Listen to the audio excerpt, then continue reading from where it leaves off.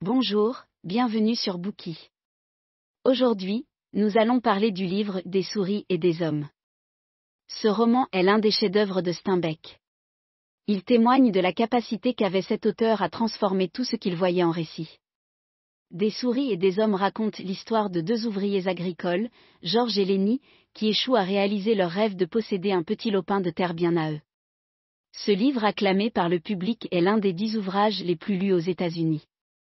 Des souris et des hommes est également l'un des 100 romans les plus appréciés au Royaume-Uni. Le titre de ce livre a été inspiré par le poème « To a Mouse » du poète écossais Robert Burns. L'un de ses vers dit « Les plans les mieux conçus des souris et des hommes tournent souvent mal ». Cela correspond parfaitement au destin des deux personnages principaux du roman de Steinbeck. Quoi qu'ils fassent, leurs espoirs tombent toujours à l'eau, à cause des maladresses de Lenny. Ils sont obligés de fuir constamment d'un endroit à un autre, jusqu'à ce qu'une erreur irréparable fasse voler leurs rêves en éclats. Des souris et des hommes a été écrit aux États-Unis dans les années 1930. La société américaine contemporaine est très différente de celle de l'époque de Steinbeck. Certains des problèmes décrits dans le livre ont disparu, en raison notamment de la mondialisation et de l'évolution des mœurs. On peut donc se demander pourquoi ce roman est encore aujourd'hui très apprécié par les lecteurs du monde entier. C'est sans doute parce que les conditions de vie des classes populaires que Steinbeck décrit parfaitement dans ce roman n'ont pas beaucoup changé. L'auteur a d'ailleurs reçu le prix Nobel de littérature, pour ses écrits réalistes et imaginatifs qui allient humour et finesse du regard sur la société. Que raconte exactement ce roman ? Comment le rêve des deux protagonistes s'est-il effondré ? Quelles sont les conditions de vie des classes populaires décrites par Steinbeck ? Pourquoi ce livre a-t-il été si bien accueilli par les lecteurs partout dans le monde ? Nous allons présenter Des souris et des hommes en 3 parties. Dans la première partie, nous résumerons l'intrigue du roman, en utilisant comme fil conducteur les 4 conversations entre George et Lenny à propos de leurs rêves. Dans la deuxième partie, nous dégagerons les 2 grands thèmes du livre et présenterons brièvement ses protagonistes. Enfin, dans la troisième partie, nous nous pencherons sur la valeur littéraire de l'œuvre de Steinbeck pour en montrer toute l'actualité. Première partie, le rêve inaccessible de posséder un lopin de terre. À quelques kilomètres au sud de Soledad, en Californie, il y a une forêt avec un petit chemin. Le soir, les vagabonds qui quittent la grande route le traversent, et établissent leur campement au bord de la rivière pour se reposer et pouvoir continuer leur voyage le lendemain. L'été est extrêmement chaud. Une brise légère souffle dans la forêt, et 2 hommes approchent l'un derrière l'autre. Ils portent une salopette, et le chapeau noir sur leur tête est usé jusqu'à la corde. Celui qui marche devant est de petite taille. Il a des bras fins, des mains petites et fortes, et des traits marqués. Ses yeux sont inquiets et il se déplace avec agilité. Celui qui marche derrière est tout le contraire du premier homme, costaud et large d'épaules, il a de grands yeux pâles et marche à pas lourds, comme un ours traîne ses pattes. Le premier homme s'appelle George, et l'autre Lenny. George et Lenny sont en route pour aller travailler dans une ferme. Le chauffeur de bus leur a indiqué une mauvaise direction, et ils ont dû marcher environ 6 kilomètres avant d'apercevoir au loin leur destination. Ils envisagent de s'y rendre directement pour y dîner et y passer la nuit, mais ils devront alors commencer à travailler dès le lendemain matin, et soulever des sacs de céréales toute la journée. Aussi décident-ils de passer la nuit au bord de la rivière, et de prendre le temps de profiter de leurs derniers instants de liberté. Il s'agit là en réalité de l'idée de George. Car Lenny n'a pas d'idée. Il se contente simplement de suivre George comme un petit chien. Il ne sait même pas où ils vont, même si George le lui a dit un nombre incalculable de fois, avec de plus en plus d'agacement. George se plaint que Lenny est un poids pour lui. Sans Lenny, sa vie serait plus facile et moins pleine de problèmes. À cause de lui, ils ne peuvent jamais garder un emploi et doivent vagabonder d'un endroit à un autre. Dans la dernière ferme où ils ont travaillé ensemble, Lenny a essayé de toucher la robe d'une fille, et a été pris pour un violeur, si bien qu'ils ont dû aller chercher à s'employer ailleurs. Lenny a une obsession, il aime tout ce qui est doux au toucher, comme par exemple les robes de femmes, les souris et les lapins. Il s'excite dès que l'on parle de lapins. George et lui ont le même rêve, économiser pour acheter un terrain où ils feront pousser des fruits et des légumes, et où ils élèveront des vaches, des cochons et des lapins. Ils pourraient ainsi vivre de la terre, et n'auraient pas besoin de se démener pour gagner leur vie. Confortablement allongés près de la cheminée, ils écouteraient le bruit de la pluie tout en mangeant de la crème glacée, tellement épaisse qu'il faudrait la couper avec un couteau et la retirer avec une cuillère. Lenny ne cesse de harceler George pour qu'il lui fasse la description de leur future propriété, même s'il l'a déjà entendue tant de fois et la connaît par cœur. Lenny veut élever les lapins tout seul. Afin de voir ce rêve se réaliser un jour, il écoute les conseils que George lui donne. Lorsqu'ils arriveront à la ferme, il devra rester silencieux, et s'il a des ennuis, il devra se cacher dans les bois. Cette nuit-là, Lenny s'endort avec son rêve en tête. À la ferme, George dissimule leur passé au propriétaire, et tous deux s'y installent. Lenny s'efforce de ne pas causer de problème, mais les autres travailleurs aiment le provoquer. L'un d'eux, nommé Curly, est le fils du propriétaire. Pour montrer sa force, il aime se battre avec Lenny qui est grand et costaud. La femme de Curly est également une potentielle source d'ennui. Lenny ne peut pas la regarder sans que George le réprimande. Aussi se sent-il très mal à l'aise. Il supplie George de l'emmener loin de la ferme, mais celui-ci lui répond qu'ils partiront une fois qu'ils auront gagné suffisamment d'argent. Pour essayer de donner un peu de joie à Lenny, George lui offre un bébé chiot. Tout se passe bien, et le rêve de George et Lenny semble être à portée de main.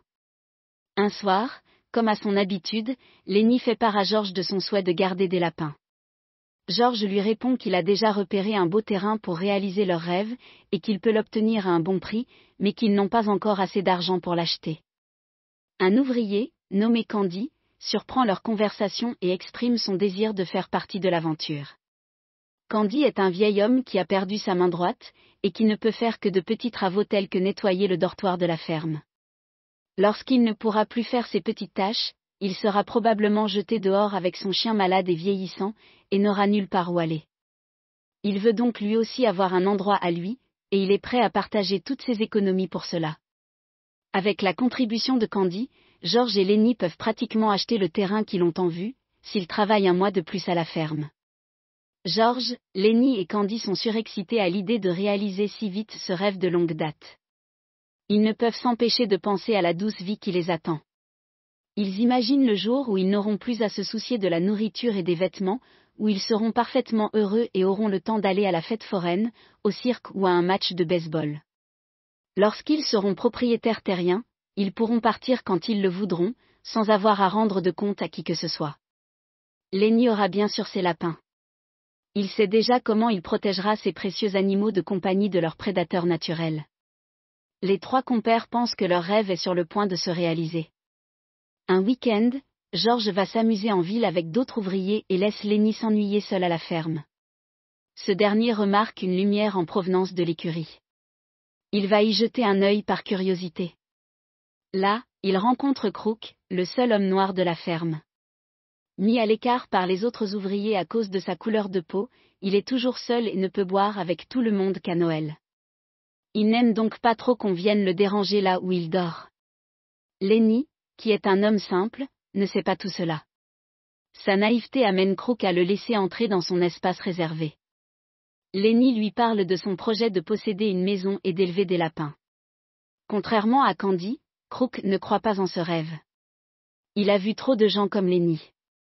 Tout le monde veut avoir un petit lopin de terre à soi, mais personne n'y arrive jamais. C'est une illusion, tout comme le paradis. À ce moment-là, Candy arrive. Il veut discuter avec Lenny de l'argent qu'ils gagneront grâce à leur élevage de lapins.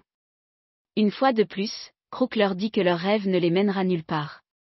Cependant, lorsqu'il apprend qu'ils ont presque assez d'argent pour mettre leur plan à exécution, il hésite. Il exprime alors le souhait de les rejoindre et propose de les aider gratuitement en échange du gîte et du couvert. Mais un visiteur indésirable vient interrompre la conversation. C'est la femme de Curly qui leur demande si quelqu'un parmi eux a vu son mari. Elle se promène souvent dans la ferme, et est toujours en train de chercher son époux partout. Les ouvriers plaisantent en disant que Curly cherche sa femme la moitié du temps, tandis que sa femme le cherche l'autre moitié. En réalité, elle sait où se trouve Curly, mais elle ne veut pas rester seule dans sa chambre toute la journée. Elle erre donc souvent sur la propriété en faisant de l'œil aux ouvriers. Les travailleurs, cependant, se sentent mal à l'aise lorsqu'ils lui parlent. Elle est trop belle, trop attirante.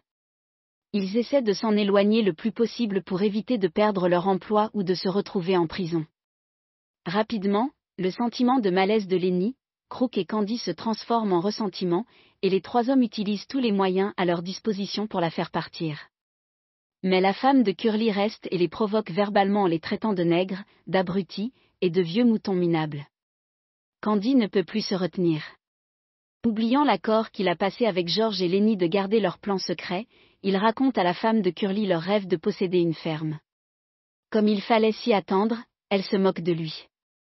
Son insolence rend Crook furieux. Il tente de la chasser, mais la jeune femme lui rappelle qu'elle est la belle-fille du patron, ce qui le fait reculer immédiatement. Ce n'est qu'à ce moment-là que Crook se rappelle qu'il n'est qu'un travailleur noir. La conversation avec Lenny et Candy le lui avait presque fait oublier. Lorsqu'il se retrouve seul avec Candy, il lui dit qu'il ne faisait que plaisanter en disant qu'il voulait les rejoindre. Crook est le premier à faire preuve de lucidité. Les autres, en revanche, ne retomberont dans la réalité que lorsque la situation deviendra tragique. Un dimanche après-midi, Lenny, comme à son habitude, entre dans la grange pour caresser son chiot. Il a toujours suivi le conseil de George de ne pas enlever le nouveau-né à sa mère, et d'éviter de le caresser trop longtemps pour ne pas fatiguer l'animal encore faible. Cette fois, cependant, le chiot meurt d'avoir été caressé trop fort par Lenny. Celui-ci regarde impuissant le cadavre de la pauvre bête. Il ne sait pas comment raconter à George ce qui s'est passé. Il a peur que George ne le laisse pas élever les lapins s'il apprend qu'il a encore tué un animal avec sa force. La femme de Curly interrompt alors les réflexions de Lenny. Elle s'approche tranquillement de lui et tente d'engager la conversation, mais il l'ignore. Elle croit à tort que, comme tous les autres ouvriers, il a trop peur de lui parler, parce qu'elle est la femme de Curly. En vérité, Lenny ne comprend pas tout cela. Il sait seulement que George lui a dit de ne pas lui parler. Cependant, lorsqu'elle remarque le cadavre du chiot et interroge Lenny à ce sujet, il commence à parler. La femme de Curly se confie elle aussi à Lenny. Elle lui raconte que, jeune fille, elle avait de beaux rêves d'avenir, mais qu'elle a été obligée d'épouser Curly avant de pouvoir les réaliser. Maintenant, elle doit tous les jours écouter Curly se vanter de tous les combats qu'il a gagnés, ou rester seule dans sa chambre, sans personne avec qui parler. Sa vie est pleine d'ennui et de solitude. Lenny semble l'écouter, mais son esprit est préoccupé par le cadavre du chiot et par les lapins. Il explique qu'il est obsédé par les lapins parce qu'il aime toucher tout ce qui est doux. La femme de Curly est comme lui. Elle aime toucher la soie et le velours, ainsi que ses propres cheveux. En disant cela, elle laisse Lenny lui toucher les cheveux pour qu'il sente à quel point ils sont doux. De fait, ils sont très doux. Tellement doux que Lenny ne peut plus s'arrêter de les caresser, avec de plus en plus de force. La femme de Curly a peur qu'il la décoiffe et lui demande d'arrêter. Mais Lenny n'y arrive pas. La voix de la femme le fait paniquer, et sans s'en rendre compte, il s'accroche de plus en plus à ses cheveux. Terrifiée, la femme de Curly crie. Lenny ne sait pas comment la faire taire. Il lui couvre le nez et la bouche avec son autre main. Elle se débat violemment pour se libérer, et dès qu'il relâche un peu sa prise, elle hurle. La peur de Lenny se transforme en colère car il craint que les hurlements lui attirent des ennuis. Il est si inquiet qu'il commence à la secouer violemment pour essayer de la faire taire. Soudain, elle se fige. Lenny lui a brisé le cou, tout comme il l'a fait au chiot. Quand il se rend compte de la gravité de la situation, il se souvient des instructions de George et va se cacher dans les bois, laissant le corps de la femme de Curly sur la meule de foin. Lorsque Candy et George découvrent le cadavre, ils comprennent immédiatement ce qui s'est passé. Leur rêve est brisé. Ils ne peuvent plus travailler à la ferme. De plus, Lenny risque la mort. Pendant qu'une foule en colère cherche le tueur, George vole une arme, et trouve Lenny en premier. Contrairement à la fois précédente, il ne se met pas en colère contre son ami. Lenny pense que George lui a pardonné et il se détend. Il demande une fois de plus à George de lui décrire leur future propriété. George lui demande de regarder de l'autre côté de la rivière pour mieux visualiser leurs rêves. George pointe alors le canon du revolver vers l'arrière de la tête de Lenny, et les mains tremblantes, appuie sur la gâchette. Lenny meurt le sourire aux lèvres en écoutant George lui parler de son rêve. Tout est fini. Lorsque les autres ouvriers arrivent, George se joint à eux pour aller boire. Le roman se termine ainsi. George n'a cessé de raconter son rêve de posséder un lopin de terre à Lenny. Lorsque ce rêve était sur le point de se réaliser, il a finalement volé en éclats. Merci d'avoir écouté. Vérifiez le lien ci-dessous pour déverrouiller le contenu complet.